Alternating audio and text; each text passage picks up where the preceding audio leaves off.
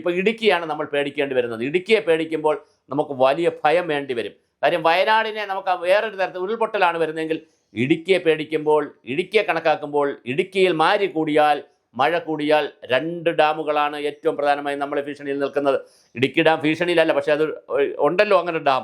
അതുപോലെ തന്നെ മുല്ലപ്പെരിയാർ ഡാം ഇപ്പോൾ ഒരു 80% ജലം നിറഞ്ഞ് 76-നും 80%-ഇടയ്ക്ക് ജലം നിറഞ്ഞിട്ടുണ്ട്. കാച്ച്മെൻ്റ് ഏരിയയിൽ നല്ല നീരൊഴുക്കുണ്ട്.